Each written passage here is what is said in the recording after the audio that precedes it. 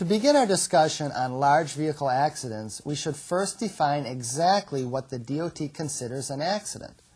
According to Section 390.5 of the Federal Motor Carrier Safety Regulations, an accident is defined as an occurrence involving a commercial motor vehicle operating on a highway in interstate or intrastate commerce which results in a fatality, bodily injury to a person who, as a result of the injury, immediately receives medical treatment away from the scene of the accident, or one or more motor vehicles incurring disabling damage as a result of the accident, requiring the motor vehicles to be towed away from the scene.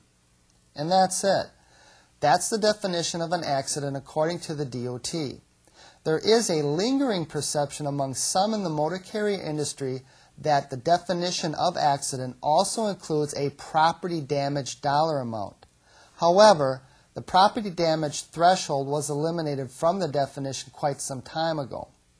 So now that we know exactly what the DOT considers an accident, let's discuss what you're required to do in the unfortunate event one of your drivers is involved in one. Do you need to report an accident to the federal DOT? The short answer is no. The accident reporting requirements were removed on March 4, 1993. The long answer is, advances in communication and reporting technology has rendered manual reporting by motor carriers obsolete. Currently, all states provide the Federal Motor Carrier Safety Administration with data regarding recordable commercial motor vehicle accidents in a uniform format, as defined by the National Governors Association accident data, making manual reporting of accidents by motor carriers unnecessary. States upload the NGA's recommended data elements from local and state police generated accident reports through the Office of Motor Carriers Safety Net system. Keep in mind, however, that individual states may have accident reporting requirements. Do you need to record accidents? Yes. You are required to make a written record of all accidents involving your drivers.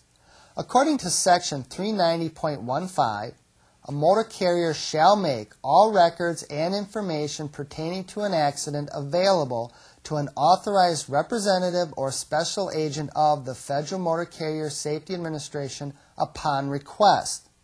What this means is, motor carriers are required to maintain for a period of 3 years after an accident occurs an accident register containing at least the following information: the date of the accident, the city or town in which or most near where the accident occurred, and the state in which the accident occurred, the driver's name, number of injuries, number of fatalities, and whether hazardous materials other than fuel spilled from fuel tanks of the motor vehicle involved in the accident were released.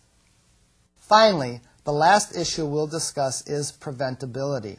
Who determines whether an accident is preventable or not? According to the Federal Motor Carrier Safety Regulations, a preventable accident is one which occurs because the driver fails to act in a reasonably expected manner to prevent it. In judging whether the driver's actions were reasonable, one seeks to determine whether the driver drove defensively and demonstrated an acceptable level of skill and knowledge. The judgment of what is reasonable can be based on a company-adopted definition, thus establishing a goal for its safety management programs. The issue of preventability can be a very sensitive subject for your drivers. When evaluating the accidents occurred by your drivers, you need to be as fair and consistent as possible. Applying the definition developed by the Federal Motor Carrier Safety Administration can help.